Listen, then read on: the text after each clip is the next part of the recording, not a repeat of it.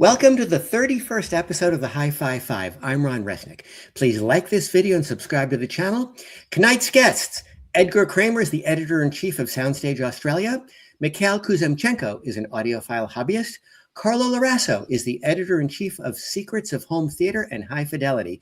Greg Weaver is the audio analyst on YouTube and a senior editor at Positive Feedback. Welcome home, gentlemen. Thank you, Ron. How's the jet lag for everybody? Welcome to the future. A day ahead. Let's get right to it. Item one. What did y'all think of high-end Vienna by high-end society generally? How successful was the transition from music to Vienna? Greg, let's start with you. I got to tell you, I think it was fabulous. There were a lot of naysayers. There was a lot of negativity. Oh my God, it'll never make it, whatever. The ACV, the Austria Center Vienna, is bigger than the MOC. The 3 floors in the tower are, in some ways, they're wider. They're easier to go down. There are different sized rooms on 1 and 2. 3 has some smaller rooms.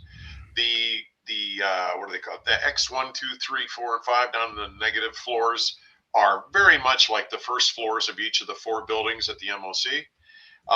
I got to tell you, I thought it was fabulous. I think it's a big step up from the MOC personally.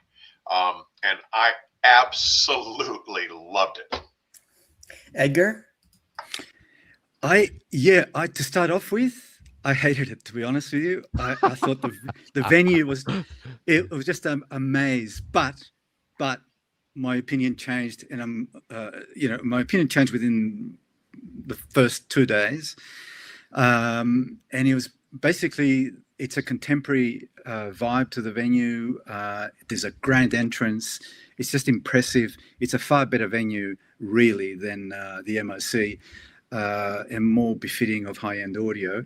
That digital signage is a potential added revenue stream for the high-end society. It's more spacious. The air conditioning works, which is yes. I think it's a great improvement. There's obviously some small teething issues that need to be sorted out, and I think that'll be probably done by next year. Overall, I'm quite positive about it. Carlo, even though I started off not so much. I think Edgar pretty much mirrors my sentiments. I mean, there was a lot of sort of uncertainty going into it. That from what I'd heard from people, 50% were excited about it, and then another 50% were like, I don't know what to make of it. So maybe wait and see. And so I kind of went in with not high expectations, but I came away with after everything, you're very impressed. I mean, I think the venue is definitely really suited for high end audio. The floor structure, I think, was better than sort of the kind of widespread, kind of extended setup that the original MOC had. I think there are some teething stuff there in terms of like some of the signage for some of the how to get to like some of the X halls that were attached to the the bottom 2 floors. A couple of them were kind of a little hard to navigate to, so I think there could be better signage there. And I think my biggest problem with the place was I felt that the elevators and the escalators, their locations made no logical sense to me. So, I mean, I ended up more often than not coming up an escalator to one floor, looking for the escalator to go up to the next floor, and it not being there. And it was like I had to spend half my time navigating around to figure out how to get to stuff. But I think after the first couple of days, when my brain adjusted, it became a little easier. So, overall, I thought it was a really good move and transition, and I'm hoping that next year, now that the show sort of proved itself, I guess, in a sense, that it'll do even better next year. Mikhail. Yes, well, I agree with almost everything which was said. I really like, from a perspective of a visitor, I think it's much better. You have, first, access from restrooms to food everywhere. You can get water and some bite to eat, where you don't have to stand in line for terrible tasting burgers like you do in Munich. And it's just overall it's bad. If you're wheelchair, for example, for wheelchair people, it was way much easier to get through the show than in Munich. And so from a visitor perspective, I think it was just much better. From a vendor perspective, it was a mixed bag, because price went up a little, which caused certain vendors even move out to nearby hotel, kind of abandoning the show, and you just use the location for their sub shows. Also, the ease of navigation compared with Munich, it is blessing, but it may not be blessing. If somebody want to find you, they can, but Munich was almost like labyrinth, where everybody was like rats in a labyrinth, just walking around everywhere. So you have a lot of people who don't really know about you, but they just hit you anyway, just as a, by chance, where it was less likely in Vienna, where you could easily navigate to place you want. It's similar problem with the shopping malls. Shopping malls, they want you to find the place, but they also don't really want you to do it easily. They want you to go around and hit some other stores. So that's Issue 2, how would you compare the shows of Vienna and MOC in terms of what you felt about the number of exhibitors, number of attendees, and how did the exhibit room sound comparatively? Carlo. In terms of the exhibiting rooms and the sound of the rooms, I kind of came away with a sense that the rooms in here at Vienna generally sounded to me a little more favorable for a hi-fi show, a little better. You didn't have as many rooms that were all glass, and there seemed to be a larger percentage of bigger spaces, I think. So overall, sound-wise, I kind of felt like equipment and demonstrations got a better break here in Vienna over Munich. In terms of the crowd makeup, I don't know. I mean, I think the first 2 industry days seemed like super busy, and people I talked to all seemed for the most part, seemed very pleased and happy with the turnout. The visitor, I guess the consumer days, it's hard to tell, just because it's like other folks have been saying, the walkways there are bigger and wider and easier to get through. So in a sense, felt like there were less people going through, but it's hard to really give a concrete impression, a concrete answer to that, if you get my meaning. Mm-hmm. Greg, what did you think in terms of attendance and exhibitors and general sound quality versus MOC? Yeah, I tend to agree with the sense of the trade days were fabulous. I mean, everybody I spoke with, all the manufacturers I know, were like, this has been fabulous. The rooms, look, everybody, one of the big complaints we heard as never having been there was, oh, there aren't that many rooms. There's like 8 good rooms in the whole place. Well, I got news for you. The 3 floors in the tower, they're triangular shaped, sort of, and they're in 3 spaces. And there were more big rooms there than there were in Munich. There were better rooms than there were in Munich, without a doubt. Yes, on floor 3 of the tower, there were smaller rooms available that worked okay, but the sound, it's a show, okay? Munich was not known for sound quality. Vienna is, I do think, for the most part, can be a little better. And again, it's up to these guys to set up and take the time to set the rooms up and do it right. It's always a challenge, but the experiences during the vendor days, the B2B 2 days, were fabulous. The crowds were excellent. The experience was excellent. And I agree. You know, we talked about this. I haven't seen the numbers from them yet. I don't know if they've posted them. I haven't seen them yet. But the consumer days were busy. It's just because the hallways were wider and easier to get through, it didn't seem quite as choked as it does at the MOC. I remember those staircases at MOC being crowded, bottlenecks, annoying. The staircases were insane. You couldn't get, and they would check your tags, and you could. I mean, it was frightening. This is the Gestapo that it was at the MOC. The people in Austria were much more open to having people be there and enjoy their time being around there and getting through the place. They were helpful. I heard people, and they had guys at every, you know, you were talking about the escalators. I used the elevators because they were all in basically the same areas. And, Right. and there was someone outside of every escalator with maps, directions. I mean, I heard people going, where do I go? And they were so helpful. That's a good point. There definitely was a number of information kiosks, Yep. like strategically placed all over, which was great. They were super helpful. I used them a bunch. So yeah, you're right. Yeah. You're right about that. And, you know, I know that everybody hates change.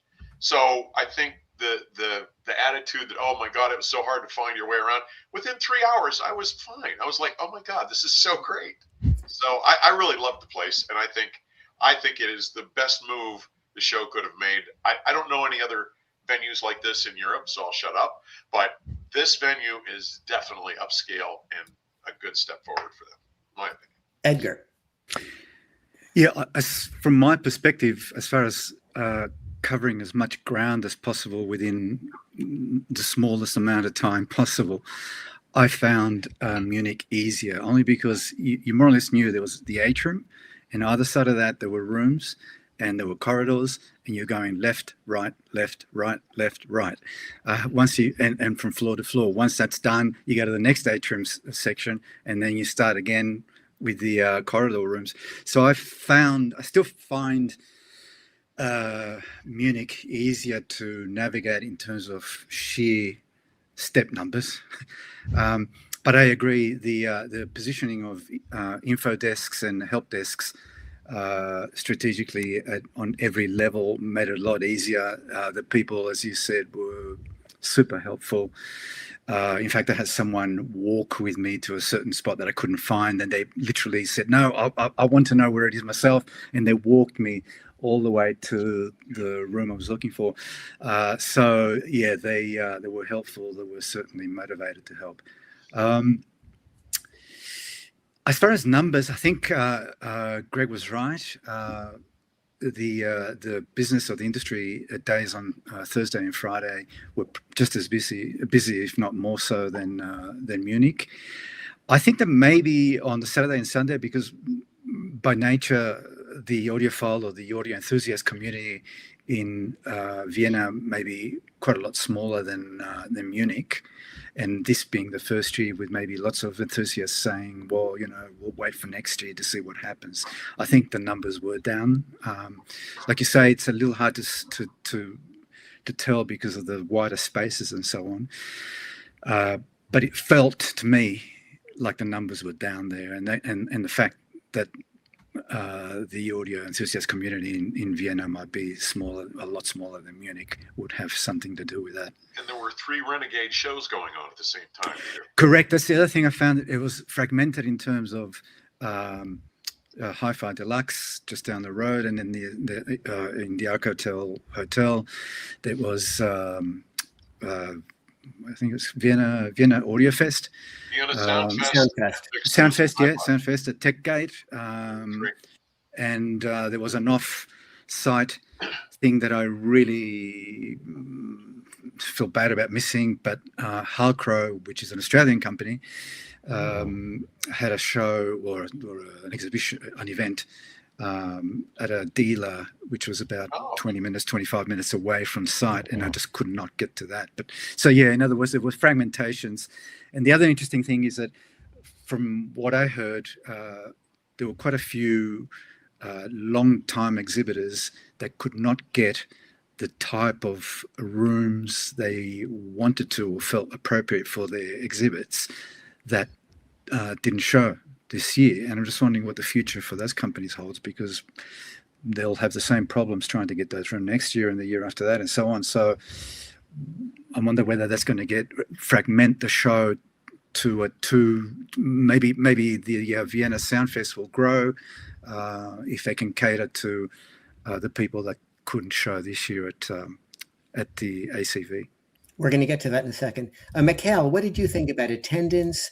Yeah, I agree with pretty much everything which was said. I just would like to add that there was also circumstances that because of Eurovision, they had to move the show 2 weeks in June. Oh, okay. And what happened this week, Thursday was a national holiday in Austria.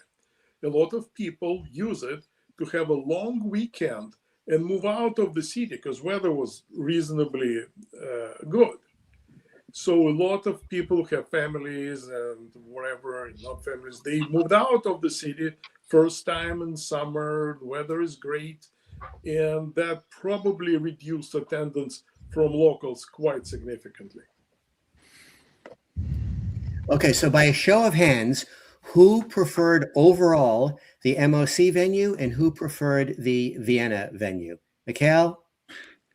Well, Vienna all the way. Carlo? I'd have to go with Vienna. Edgar? Vienna by a hair. And Greg? Vienna by a huge margin. Personally, I thought it was explicit. I mean, I get what you're saying. We're all familiar with Munich, but going down a hall, turning and coming back a hall, it's the same thing. You just go around a wing and go down to the next one, go around it, and there's rooms on the left and right. I don't know. I don't see it as that significantly different. It's just laid out a little differently. So, okay, now we get to the harder question. The real question is, why did high-end society choose a city which does not have a venue large enough with enough audio-appropriate exhibit rooms to accommodate all of the exhibitors they know they had at MOC? And let's stipulate the answer is because they wanted a beautiful, classy city like Vienna. Okay, so let's take that in. But then the answer really becomes, why didn't high-end society itself secure enough off-premise satellite locations to increase their own capacity under the high-end society umbrella instead of effectively encouraging other people to start independent satellite shows like Exclusive and Soundfest to increase the needed capacity? Edgar, let's start with you on that. Well, I mean, first of all, city of music. So that's the obvious thing. I'm just not too sure that there are venues of that capacity in Europe. Anywhere else. I mean, there may be in, say, Frankfurt, Germany. I'm not sure why that wasn't investigated, or maybe it was, and a deal or a contract couldn't be locked in. Or, yeah, to be honest, I actually don't know the answer to that. I think they still chose an incredible venue. I mean, we all decided that Vienna was superior. So great venue, great city, but again, I don't know the politics or the logistics of having Vienna Soundfest, whether that was connected to the high-end society organization or not, and someone else might know. But yeah, I think that in future, especially in light of what I said earlier, where some exhibitors could not be fitted in, that needs to be sorted, because there are several that I know of that didn't show, and the same situation applies in future unless something changes. Well, Carlo, yes, we all agree Vienna is a beautiful venue. People love going to the music halls there, so that all makes sense. But given that, why do you suppose high-end society didn't say, look, we don't really have enough good exhibit rooms in the main venue to accommodate even the people we had at MOC, so we know we need more capacity. What is your hypothesis as to why high-end society didn't choose themselves to generate that additional capacity by securing additional venues under the high-end society umbrella? Your guess is as good as mine. I mean, at this point, it's strictly speculation, and I mean, without having any sort of insight into the decision making in this, the only thing I could maybe throw a guess at is that since this is the first show from an established run in Munich, maybe they were playing it safe. Maybe they just said, we don't know 100% how this is going to go. So maybe, if this doesn't go great, maybe we, sort of limit it and it sort of reduces any potential losses or whatever. That's the only thing I could see. I mean, the show had to prove itself basically with everyone talking the way they were and with this, the scuttlebutt going around. I mean, the show had to demonstrate that it was, had to prove itself that this was a viable, smart, and a change that could, continue a run like Munich had, and I think it did. But it had to convince people. So that's the only thing I could even speculate on. Otherwise, it's just pure guesswork at my end. Greg, did you go to the HiFi Deluxe venue, the exclusive venue, Stavros's project, and Soundfest? I did not make it to Soundfest. But Ron, if you will permit me, I tend to think that your hypothesis is not necessarily correct. I don't know that there were not enough rooms for these guys. The manufacturers I spoke to who chose to go off-site, I'm not going to name names because these guys are friends, but many of them said, "Oh, I didn't get the room I wanted." Not that there were not 12 more just like it, but they were like, "So I'm going to go. I'm going to take my toys and go have my own thing." And quite honestly, the exclusive show that they did at the Ares Tower was picturesque. It was beautiful. 22nd floor view over the Danube of old Vienna. Beautiful view. I mean, I'll have a video up this weekend showing you what it looked like from up there. But I don't know that it was a choice that they made that precluded people. I think people chose to be, I don't want to change. I don't like this. I can't get what I want. So I could be wrong. But I talked to probably seven or so manufacturers who just said, I couldn't get the room I wanted, so screw it. The rooms are big. There are plenty of rooms. And it is possible that they didn't get the room they wanted and somebody else stepped in and there were no backups. I can't speak to that completely. But I don't know that it was, I don't know that it was a bad choice by the high-end society, because this place had plenty of room, and it's Vienna, the city of music. I mean, it was, there's so much going for it. I think they were willing to try it. And why there were these 3 satellite shows, I know HiFi Deluxe has always been that renegade show, whatever. The thing at the Ares Tower came up because a certain group of manufacturers decided to, now it wasn't just room size and location. There are a lot more big rooms there than people thought. Once we walked around, it was pretty surprising. So anyway, that's what I said. Mikhail, what are your thoughts? Did you check out any of the satellite shows? No, I didn't have time. I'm sorry. So I can't comment on that. Okay. I was going to say, I've got a feeling that in coming years, if not even next year, I think HiFi Vienna will take that on board. And so there were lots of empty spaces. And I don't mean rooms, but I'm talking about sheer spaces where people there were tables there. Most of the time they weren't being used. I think they were meant to be obviously just networking spaces, lunch spaces, coffee break spaces, and so on. I think that some of those areas could be used for prefab listening rooms along the lines of what Munich high-end had on the bottom level. Yeah, so they could be soundproofed, they could be air conditioned like they were in Munich, and some of that could be done in some of those spaces. If not that, then something along Vienna Soundfest, but under the banner of the High-End Society, could be organised for future shows. It's the first year. Things are going to be tweaked and improved, and I think that overall, the location, the venue, even though I just said by a hair, it is superior. So I think there's a future there. Okay, on to the fun stuff, the audio stuff. Greg, what were your favorite and most interesting component debuts? Wow. So there were a couple that really caught my attention. The two big ones that got me were on the third floor of the tower. So, you know, Valcora bought Audio Research roughly 2 years ago now. They've introduced, I'm going to say, at one show, they introduced 7 new products. They introduced two more here. Plus, he introduced a new speaker. And the speaker was hold on, I only check my notes to get it right. The speaker was the SRC 5.2.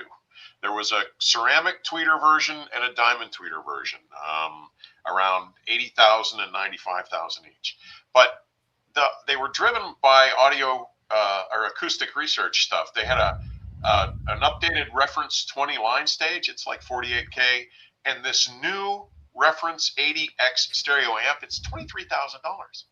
The room, there were 3 of the snottiest. There's my dog. How you doing, baby? There were 3 of the snottiest people I know who hate everything that agreed that it was among the best systems they heard there, and I don't disagree. And I was surprised also. Jeff Nelson at Boulder has come out with these tiny products. They're like 12 by 12 by 3.5 inches tall. I walked in, I'm like, Jeff doesn't make amps like that. He doesn't do that. And it had, you know, they're the what do you call them? The sliding gain Class A, you know, amplifiers, a DAC preamp, and it was Boulder sound, and it was a fifth of this, a third of the size, fifth of the size, and all the power and sound. It was just remarkable. It was big fun. Edgar, what were your favorite debuts that you saw? I actually quite liked the demonstration of the new 801 Diamond D5.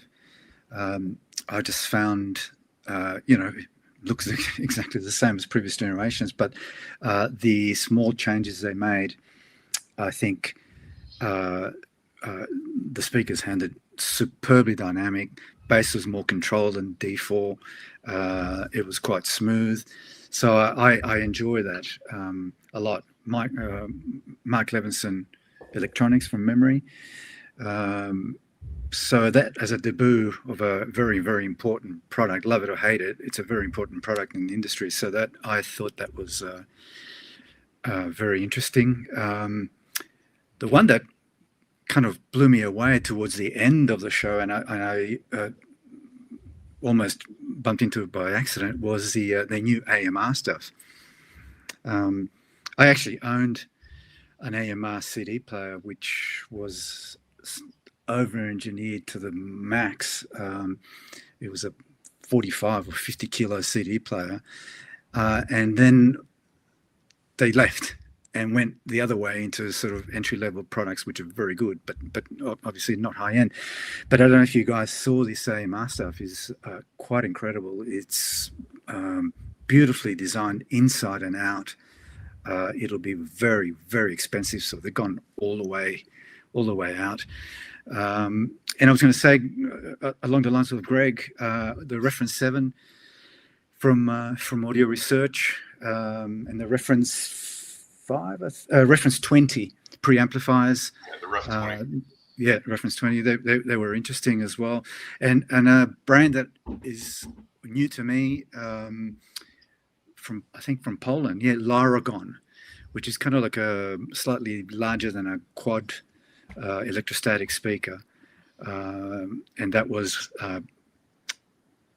mated with Vitus Audio, Zensati cables, another brand that I wasn't too familiar with, Everest Audio Labs, and that sounded phenomenal. Up on level 3, I think it was. One thing about level 3, I noticed that some of the rooms, including the one where Audio Research was, they were just smaller than a hotel room. So I don't know how much of a purpose those rooms serve really in terms of sound quality. But as Greg, you said that system was sounding pretty hot. So yeah, that room was it can actually be done. 15 feet deep. They cut it in half to do what they wanted to do with it. That room was Right. 15 by 15. Oh, okay. Not a good idea that it's square, but sure. Yeah, that's right. Yeah. Yeah, Carlo, that's about. what were your favorite debuts, Carlo? See, I had a handful of them, so I'll try to go through them kind of quickly. The 80th anniversary Clipshorns that were there, I thought sounded particularly good. They had kind of redone them as sort of the original two-way design from back in the day, and just updated component quality, beautiful tiger wood enclosures with brass inlays for the folded horn, and they just sounded. They didn't sound like horns. I mean, I typically don't like horn speakers because they sound like horns. These just sounded so smooth, like uncannily smooth compared to other clip speakers I've heard in the past. And the room, I'm sure, had a lot to do with it. But they just sounded so smooth and so nice, and they looked like the bee's knees, which was fantastic. I'm a big fan of JBL. Some JBL speakers, like the pro speakers, like the M2 and the consumer version, the 4367. The big Everest and K2 speakers that they launched there were just really impressive as part of their high-end Summit series. Not the best room to demo them in, I'm sure, because I mean they just didn't have a chance to really show their stuff there. But the technology that's in them, I mean they had a they had this display of the compression driver setup, which is like 3 compression drivers that all fired into this thing that looked like an old style carburetor out of like some souped up hot rod, and it was unreal. I mean, it's just really, really cool stuff. So I'm excited about it. I hope to hear them in a better environment sometime, but they're just really cool. Let me stop and ask you about that one. A couple of people that's the one with the 2 mid-bass woofers and the big woofers, and yeah, the dual 15s, the dual 10s, and then the 3 compression drivers that fire into this weird tri-thing throat or whatever. Yeah. It looked like a cool design, a lot of woofage, which I like. A couple of people on What's Best suggested it sounded a touch aggressive. Did you find that at all, or no? It was not. Yes, I mean, it wasn't the best. It wasn't set up for critical listening. Let's just say that. It was just set up to like wow people, and yeah, it did its job. But yeah, it needed to be in a better room to really sound proper. But I mean, as a statement piece, it's like, oh yeah, yeah, it fit the bill big time. Being sort of that we cover home theater stuff, I was really surprised that Magnetar, who makes some really nice Universal players and Blu-ray players, they had this 2 chassis Universal transport called the Ultima, which is basically a Universal, the Blu-rays, SACD, DVD audio, all the stuff, but as a digital transport only. And the bottom part of it, the bottom chassis, is the power supply, but it also has its batteries. It has electric batteries from Chinese car maker BYD, and so it's a it battery powered Universal transport. And it's like done up to the nines, made out of CNC'd aluminum enclosures and stuff. Just beautiful work. And I think they're looking at maybe the price. They were talking about $12,000 for this thing when it eventually gets released. So, but it reminded me of the old days when you'd have those really high-end CD transports from like Theta or Enlightened Audio Designs or a lot of those names from back in the day. So it was an interesting angle for those guys that was completely unexpected, which was really cool. The other 2 things I'll quickly say: the Audio Vector R5s, a modest-sized speaker that just sounded way bigger and way more spacious than it had any right to sound. Just if you're familiar with their R10s, just basically the halfway point, but it just sounded so nice. And yeah, one of the last rooms I visited was MoFi. I just sort of stumbled in there just because I just kind of happened across them. and they had we're all familiar with the Andrew Jones designed Source Point 8 speaker. Well, they had two new different versions of that. One was a completely square one with the same driver that was made purposely to go into the shelves of an IKEA Kallax shelf. So I don't know if you're familiar with those. Like everybody and their brother probably has one. There you go, Greg. Right there. Yep, yep. There you go. You could fit like a dozen of them in there and just have a giant wall of sound right there behind you. You know, but yeah, it's genius. I mean, those things are perfect for record collection, and then two of those in a shelf, and that's awesome. An awesome, space saving and potentially great sounding system. And then they also had another version which was an on-wall version that would be great for on-wall surrounds and stuff, which I have been bugging Andrew Jones for years to do a on-wall coax, and he said, nah, I don't know, we can do that, nah. And it's like, okay, fine, whatever. And then all of a sudden I walk in, there it is. So it's like, thank you. So some of us with basement home theaters want something like that. So that was dynamite. So yeah, I was really thrilled about that. So yep, I've talked enough. So sorry. Mikhail, what debut components did you like? Well, there are some of them already. I won't talk about JBL, but there are a couple were interesting. One is Constellation statement amplifiers, which probably the biggest amplifiers I saw in my life in terms of sheer power. Apparently, in certain configuration, they can go produce 10 kilowatts of output. And they said basically it's limited of electricity in your house. I suspect it's also limited by your local electric power station, and you connected to nuclear power plant or I don't know. I mean, that was enormous. And I usually not a big fan of those incredibly large kind of crazy amplifiers. They powered I think it was Wilson Alex speakers, which looked like toys in comparison. And when they played digital was kind of okay, but then they start to play records, and they have a new yacht turntable, which they furnish with Graham Elite tone arm and their new Joe 10 cartridge. And the sound was spectacular. I never heard Wilson's basically sound that fast. Those amplifiers they had no limit whatsoever. I mean, they probably can. I don't. Just. And they were super transparent, Mikhail. They were fabulous amps. They really were. They're really incredible. They cost $300,000, so they're not very cheap. And you don't want to put it in Florida, okay? Because then you just need 3 other power lines to your house to air conditioning your house from all the heat those amplifiers produce. Well, they weigh as much as a car. Good God. Yes. But again, it was fun. There are a couple of products which I found interesting, and I have some talk with CEO of DS Audio. They're controversial as usual. One is a brush, which is vibrate, and they apparently did some serious research and measurement and find the combination of brushes, different type of fibers to reduce static and remove most of the dirt. And I just spoke and said, why? And he had an answer. I mean, if you wash your records in a good machine like degreaser, for example, then you probably don't need it, but people are lazy.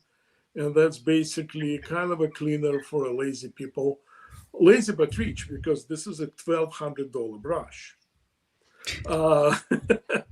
And another one which I found interesting, because a project usually kind of always trying to create the version of some product, but on a inexpensive level. And they have now fully automated, kind of similar to FuriTech record flattener, but instead of $2,000, it's about $750. Next topic, 5 favorite affordable systems. Carlo, what did you like in the affordable category? Ooh, okay. Affordable wise, systems. Probably the thing that probably an easier time mentioning individual components versus systems, but system wise, I think the thing that knocked my socks off the most was the Linkwitz LX Mini kit that they had. It's their and if you're familiar with the Linkwitz open baffle speaker designs like the LX 521 and originally the Orion from previous years, but they have a kit called the LX Mini, which you could put together. They basically look like slim PVC tubes with speaker drivers mounted on top of them and everything, and you could use a mini DSP 2 in 4 out or 4 in 2 out, whatever they call it, processor and amps, any sorts of amps to go with it. So you're in it for about probably about $3,000 for a setup like that. They don't look like much, but my God, did they sound amazing. Absolutely blew my mind. They had the big LX 521s there, which are the big open baffles, and they sounded glorious. And then moved those out of the way and brought these in, and I was like, you got to be kidding me. This is like 85% of these things in this small room. I can't believe it. And it was dynamite. And, you could buy them pre-made or you could put them together yourself as a kit. So that really knocked my socks off. I think the other sort of interesting affordable thing or affordable-ish thing that I saw was in Eversolo's room, they had like about 8 new product launches, and they had an integrated streamer amp that looked like it combined in one box that combined some of the best stuff of some of their streaming transports and stuff, and some of the stuff from their separate amps into one thing. And with the UI that they're well known for and the ease of use and everything all integrated, and it just looked like it could be a really cool one box solution for a heck of a lot of people. So those are the things that sort of stand out from my mind from a value standpoint. Mikhail, what did you see in the more affordable category? Well, I probably would pass because I don't know what affordable is anymore. Something less than with everything with 6 figures in front of it. So 90,000 is affordable? Well, I don't know. You tell me. I mean, maybe there's no way to define something as subjective as the adjective affordable, but components in the 5,000-10,000 range, systems in the 50,000 range versus the real expensive stuff. Well, for me, basically the only revelation where Wolf won launch speakers with field coil drivers. We were in the Fisimation room, which I maybe talk later about. They're, I think, around 20,000 euros or so. I don't know if it's affordable or not, but they sounded like nothing else.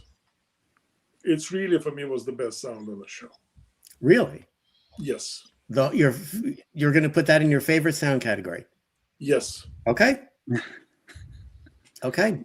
Greg, what did you see in the non-crazy expensive department? I can't think of a thing. I apologize. I don't play at that end of the pool very often, so fair enough. Sorry to say. Edgar, anything that you saw that I definitely don't have. I don't have 5, but I've got 2, and I also don't play at that end of the pool. But there's a room with Cinnamon audio and JC Cora turntable, Engstrom entry point integrated amplifier, and a small 2-way floor stander from Kramer. And I found that very, very good sounding. It was open, it was engaging. I think that was great sound for not crazy money. The other thing that impressed me, because I'm not a huge, I'm a fan of certain models, but not a huge fan of the entire series of hobbyist speakers. I find some of them, and I'll get crucified for this, I find some of them colored and not not so dynamic, but they showed a new powered speaker called, I think it's the NLE3, which comes with its own DSP box and amplification box that connects to the speaker. And that was very, very good. It had that neutrality that I think some of the hobbyist speakers, and I emphasize some of the hobbyist speakers lack. It had dynamics, it had lots of detail. And I think it's, I can't tell you the price of that speaker, but it's not excessively expensive. And those two, going from my notes, that's probably about it, actually. Yeah. For Greg, affordable stuff. let's get to your forte. Favorite cost no object systems? Oh, God. Well, all right. So I would put the new Acora SRCs, the new audio research stuff, as probably among the very finest stuff I heard there, my favorite stuff there. But what was surprising, I'm a big electrostatic fan. I was in the Acoustat camp for decades, sold the brand, had several pair, modified them out the wazoo. I've never heard the Martin Logan Neolith sound exceptional. And they were with Ed Meitner gear. It was all EMM Lab stuff. And I could not believe the transparency, the resolution, the speed, all the way to, now they did have a pair of subs in the back that most people didn't notice, but it was the most resolute, but I don't mean etched or in your face. I mean resolving musical detail that I've ever heard them. And it was surprising. There was probably one of the most expensive systems there. It was a Korean horn system that was all black horns, and there was it took up about a half a football field, and it was about as underwhelming as they played the wall. We had to listen to like a 20-minute dissertation on how it was going to, and then they played, believe it or not, The Wall from Pink Floyd, and it was like, this was how many $1 million? Yeah, it was kind of a hit. It was kind of weird, but I was kind of impressed also with Cyril's solution hookup. He had the Daniel Cohen's Alsavox. I think they were the Botticellis. That was surprisingly, it was in a good sized room. And I lean into panels sometimes, and the Alsavox with the solution power worked pretty well. It was not a cheap system. Talking about Alsavox, did you happen to hear the competing Clarissa system? Oh, yeah. Well, it wasn't on site, but yes. I thought if you want to talk about the Aries room or the Aries tower, that's where the big Alsavox, that's where Florian was. That's where I don't know that we want to promote the offsite shows, but I'm agnostic, so I'm just talking about wherever they happen to be. Those are two systems people often like to hear reports about: Alsavox versus Clarissa. The room was a challenge, as is always expected in a show. Visually, it was stunning. Musically, it was good, and it was all four sides of the room were glass. They tamed the living hell out of it, but virtually nothing below 45 hertz. It was a challenge. I've heard, and Florian will tell you, I've said that the big Atrium system, when set up right, is probably the most dynamic system. Sounds the most like full-scale orchestral music I've ever heard from a single speaker system. But it was good. It just was not like, oh my God, this year. I didn't mean to derail you. Please go on. No, not at all. That was pretty much it. I just, those Korean horns that were half a mile wide, that was insane. Did anybody else go to hear those at all? Oh my God, they were bad. I heard a few people say that. Yeah. Oh my God, they were bad. Yeah. I think they're Chinese. Are they? I thought they were. Oh, maybe you're right. Yeah, you might be right. I'm sorry. Yeah, I think you're company is Chinese, and it's basically sponsored by some Chinese oligarchs. So they don't really care about costs or anything. It's just fun for them. Now, was the 6-way, it was insane. I have personally always loved that Neolith. I had Martin Logans of various kinds for 18 years. And I used to beg Peter Soderbergh to convert the Neolith into a evolution E3 statement kind of thing. And they never broke that into a 4-tower system. But I always have been a fan of the Neolith. Carlo, what were your favorite systems? I'd have to concur with Greg on the Neolith system. That thing was just absurdly good. I mean, yeah, and to his point, I've heard Neoliths in a couple of places before that they weren't the best. I heard them in Montreal recently, and I thought they were very good there. This was a whole other level. They just sounded absolutely dynamite in that room. I thought they were, everything someone could ask for. And they had two of their big, depth 215 subs in there, but so what? I mean, it was just like it was top to bottom awesome.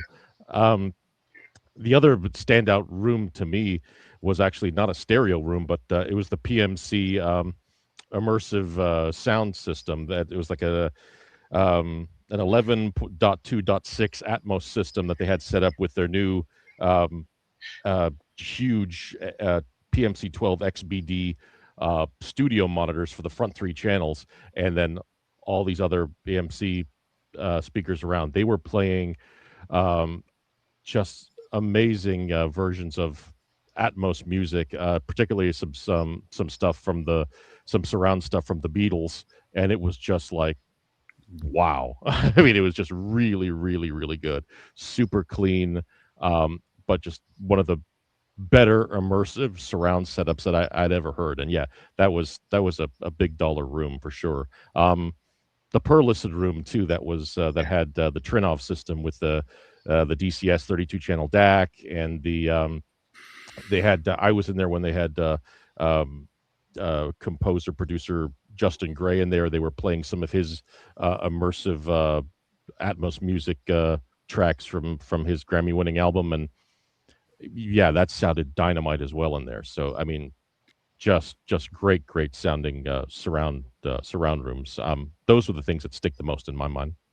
Edgar, what were your favorite Cosmo Object systems in the room? Okay, so I found, I don't know who actually owns this room, but in terms of what was there equipment wise, Xyloton speakers with wire sound electronics, a Reed turntable and tone arm, and Ineos Digital. I think it's the new multi-box system from Ineos. It had amazingly present vocals. It just sounded natural. The tweeter, there was a classical piece they played, and there was a striking of a triangle at one point, and that sounded so real, so metallic, just like the triangle sounds. So that was one of the highlights. There was a section of violin which sounded incredible. So that impressed me. Of course, the flagship audio reference system, where Wilson Audio with the XVX, D'Agostino with his new amplifiers, relentless amplifiers, DCS, Varese, top of the line SME turntable, Nordos cables, and Stromtank. That was a very well put together system, of course, and it just did all the things that you'd expect at that price point. I had a lucky enough to be the only person in the room. It was slightly after hours in the Goebel room, where he showed the new Divine Monarch. That's it, Divine Monarch. Now speakers with all Vitas, masterpiece electronics. I think again it may have been Ineos Digital, and that sounded for a speaker of that size with those many drivers. It actually sounded really coherent, powerful, and very well controlled bass. So that was another highlight. And again, I was lucky enough to be in another room, just 5 minutes after hours, and the VTL room, where they show the new Longren amplifier, monoblock amplifiers with Alex V, I think Alex V speakers. And B always plays incredible music. She's a great DJ, and she chose some tracks for me, and they all just sounded terrific. So yeah, those were the highlights for me. I really enjoyed those Lonegren amplifiers at Expona. I think I like them better than my Siegfried 2, frankly. Mikhail, Okay, yeah. what were your favorite systems? Well, before that, I actually just want to preface it a little. The more I go to those shows, the more I feel that a lot of audiophiles and vendors are like, they don't really like music. They like sounds. They like how, their bass or something else, but they don't really like or enjoy the music as it is. Or, for that matter, know about recordings, about performances. So, Esther, you just mentioned those huge Monarch speakers by they're wonderful speakers, and they've been powered by another $500,000 worth of Vadax electronics, top of the line, everything else, and with this, it's just incredible system, capable of amazing sound. And when I came to the room, they played some ukulele kind of trio, and it was just why. And then I asked the guy who just played, can you play some? Oh yeah, he said, now you guys for a treat, we will play some Beethoven, which was recorded here in Vienna. So he put on CD and started playing the CD through this immense system, and it sounded horrible, just bad. And I was really shocked. Then I looked at CD, and it's basically was 1981 Sony made early digital recordings from Deutsche Grammophon, made for Deutsche Grammophon in some terrible room, and it is known to be one of the worst classical records ever made. And why you have $1 million system and then you playing 50-cent CD if you can get, and it's not worth 50 cents. Why would you do that? And it's not, and trust me, it's not, something outrageous and everybody else was better. Okay. No. A lot of people complain about music. Tell me more about your favorite systems. My favorite system, again, number one was a Physimation room on level 3. They have Yuri turntable, Japanese turntable, really strangely looking, Physimation electronic, and Wolf-on-Lang loudspeakers. And they're supposed to present the new Physimation PP 2200 cartridge, but they played most of the time new Onyx Kayatsu cartridge, and whatever they played, jazz, classical, everything, it was absolutely incredible. I came to this room 3 times. So I was walking around, coming back, and the third time I came just to give my ears kind of a rest. Just enjoy the music instead of hearing all this bomb sounds, whatever. The second room, which I really like, was TAD room. When they played vinyl, they used new Transrotor Sensia TMD turntable with a top-of-the-line tone arm, and the cartridge I'm not familiar with. And they played really nice records. Some of them, for example, the guy played original German pressing of Reed Transformer. I mean, how rare event is that? Usually people play in the represses, which is all this digital stuff. No, there was original, and it sounded absolutely marvelous on that system. And again, I already told about Constellation amplifiers with Wilson, and some new stuff from it. And for digital, completely digital system, for me, and it was the biggest surprise as well, was T plus A room. Which one? T plus A. T plus A, huh? It sounded great. And absolutely, I didn't expect. And they played really nice music. They played some new contemporary German composers. They played some classic jazz, whatever, but good one. A big orchestra, so you can show it and everything else. And they didn't play Sound of Silence, which I gave them another point for that, for not playing it. Mm-hmm. Okay, so that, if I will have $1 for every time I heard this bass kind of test, You could retire on the show, I probably could afford some of those multi-million-dollar systems. Okay. Can I just go ahead. Sorry, could I just touch on something that Mikhail mentioned, which I think is quite important, and I'll keep it really brief. I think that we make some judgment calls at shows, and there's a typical example. I walked into the audio note room, and to be honest, I can't remember whether it's at the Vienna Center or at Soundfest, but I was floored, absolutely floored by an electronica track, and you never associate audio note with electronica. Anyway, it sounded phenomenal. I think almost universally people would say that it was quite an impressive thing.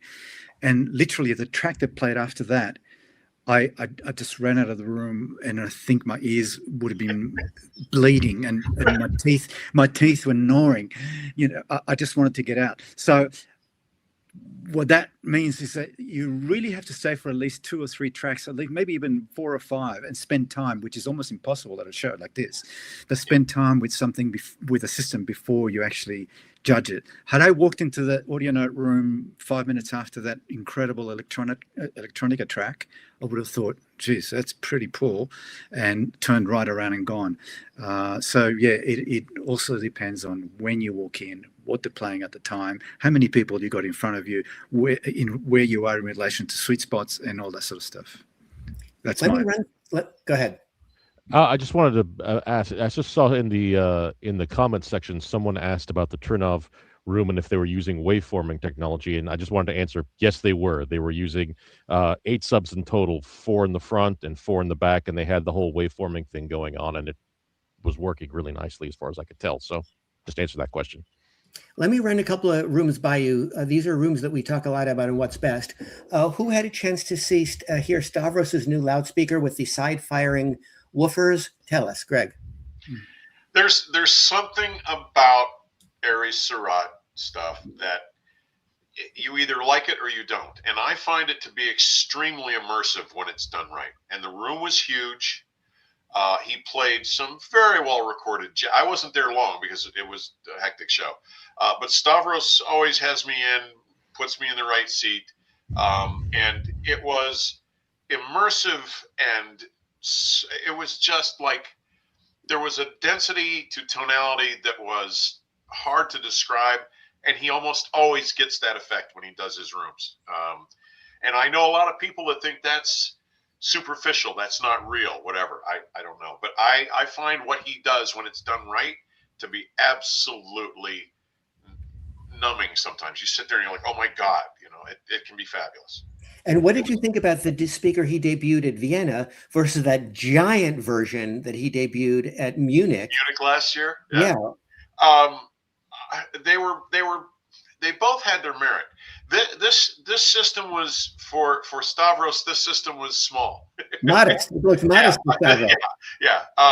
He didn't have 15 amplifiers and 3 turntables and 5 DACs, but it was very similar in terms of what he was trying to accomplish with the layering and the staging and the density of tonality.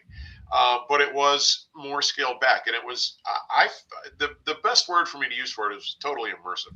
I mean, it was not like surround sound, but immersive, like when you're at a jazz club or a blues club and there's 10 people left and the guys are just playing from their heart. It was fun. It was really fun. I was in that room as well, and it was pretty cool. I gotta say, I saw the Moby Dick speakers in Munich last year and everything, and I've heard a few Area Surround rooms, and they're visually cool and just blow your mind. But I've never really been into the sound, I guess, for my taste. But he made me eat my shorts on this one. It sounded really good in this room. Yeah, it was quite nice. Did Living Voice have their usual big system with a Vox Olympia Palladium? What did you think of that system? I was in there with a couple people, and I really like legacy gear. I think it's fun, but the noise and the distortion, and it was okay. I mean, it's fun to go back and experience what that was like, but it was not spectacular, in my opinion.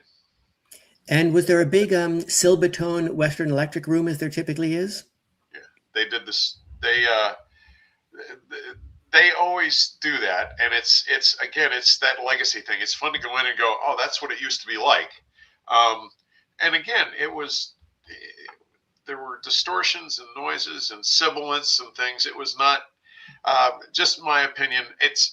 I love legacy gear. It's fun to play with, but it's anybody that says, oh, the amps from then were better than the amps today are on crack. Sorry. Next issue, any particular interesting conversations with designers you can summarize for us? Wow. I could jump in. I actually had I had some time set aside with the PMC guys, with Peter Thomas, Ollie Thomas, and Tom Loader. We were just going to, originally I think they were thinking I was going to do an interview because they had set up interview times all throughout the day. So I showed up and started talking to them, and then at one point it said, oh wait, hey, aren't we going to record this? And I said, guys, honestly, I'm just enjoying talking. I don't really want to record it. And they're like, oh my God, thank you. Okay. and we just sat down and talked we rapped for like 45 minutes about the company, the philosophy, them, what their favorite speakers were that they worked on over the years. And I hadn't had a chance to really talk to Peter. I've talked to Tom and Ollie extensively previously, but I didn't have a chance to talk to Peter, one of the founders, and just a really, really nice, down-to-earth guy, very funny, and just how he described how PMC started and it evolved and the beginnings and what they do and how they do it was just really, really cool. I really enjoyed that conversation. So yeah, that was a lot of fun. Anybody else have any interesting conversations with designers? I had a couple, but NDAs apply, so I'm going to have to wait for the products to come out and say, that was what I was talking about. Okay. Finally, go ahead. Sorry, same here. I've got a couple that I can't talk about, but we're not going to tell anybody. Nobody's listening. We're not going to blab. Come on. No. Okay. So I did some very short sort of essence of a product type videos, which will go on YouTube. And I spoke to Darryl Wilson, who ran me through some of the technologies on the autobiography. I spoke to Luke Manley, who told me about these new transformers he's using in the new Longren monoblocks, and he ran me through some of that as well. Oliver Goebel about trickling down technology from his top of the line divine noblesse down to a one box solution rather than multi-box, and some of the constrained layer cabinet construction details. Mark Johansson from Zensati and plans that he has for even crazier cables and more entry-level cables, so both opposites ends of the spectrum. Vinny Rossi, who ran me through the new Brahma components, and Gabby Ranville. Yeah. And finally, any interesting industry intel, gossip, cool stories you got to talk to anybody about? That's so much. Oh, Greg, you got something? No, I'm sitting here trying to think of anything I could share, and coming up blank. Sorry. You know, Okay. not so much cool story, but this sort of dovetails a little bit with the previous designer question. But it was interesting. Is in the Harmon room where they had the 801 D5 unveiling and stuff, Denon had a section where they were showing a couple of their design team were there, and they were showing some of the some conceptual exploratory ideas of what they were thinking about in terms of, you know, Denon's design language going forward, and things they were exploring about how to as they were saying it, you know, break out of the black box sort of look that a lot of Denon products have, you know, based on the popularity of the AVRs and stuff like that. And just some of the stuff they showed was really interesting. I mean, it was different, and it may not be everyone's cup of tea, but I really enjoyed. They had a particular integrated amp that they had done a design exploration on, and it just looked really, really cool. You know, part retro, part minimalist, but definitely had Japanese, you know, DNA to it. I mean, it read as a Japanese aesthetic design, and just really, really cool design stuff. And it was neat to see that. And I mean, I think, to their credit, I think you don't usually see companies come out and, like, you know, show their cards like that to a live audience, you know, to get their opinions and stuff. And so I think credits to them that it took a little bit of stones to do something like that. So I'm really curious to see if they go anywhere with it. If they do, it's like it would really, you know, it would really you know, have a language and a design to Denon that would set them apart from anything else. So I just thought that was really, really cool. Okay. Anybody have music recommendations for us tonight? I've been getting into, I suppose it's becoming popular in general, but Flea's Honora album, which is kind of like a jazzy, funky sort of take. And Flea, of course, is a bass player. Flea? Sorry? Flea from Red Hot Chili Peppers. Oh, that's Flea. Okay. Yeah. And he's a trumpet player and a bass guitarist, of course, and some pretty cool stuff there. And this is an old one, actually. Lonnie Liston Smith, an album called Expansions, and that's going back to, I think it's 70s or 80s, actually. Very cool funk, again, soul type music, and that's something I would recommend for anyone to get into. Anybody else? I was pleasantly surprised with the latest Tori Amos record, In Times of Dragons. Her piano, the way it's recorded, the piano is phenomenally mic'd. And you either like her or you don't, but this is very, very Tori-centric work. And the sonics, there's 3 or 4 tracks where I would just play them even without the vocals. The music is fabulous. Her piano work is fabulous. But other than that, I haven't done too much new. Okay. I've been listening to a little bit of Pino Palladino, who's a bassist, and he's done a collaboration with Blake Mills. They've done 2 albums together. The first one was Notes with Attachments, and the latest one is That Wasn't a Dream, and it's basically all just sort of acoustic, atmospheric sort of stuff, but just it's very interesting, and I just dig the sound of it. It's stuff I like to listen to, and it just sort of, you kind of get lost in it, and I really enjoy it. So that's it. Anybody else? There are some on the show. Unfortunately, it's somewhere in my notes. I didn't dig it. There's new audiophile records from a German company, and they claim it's all directly recorded through the, basically direct cut on the records. And there are some other vendors like Mastercard company, which is also now cut directly records, no pressing. So it's not even one step. I would say call it 0 step. They cut it directly on a Newman machine, each individual record individually. Don't know the cost, but one record was there, which was EP from upcoming new Deep Purple record Splat.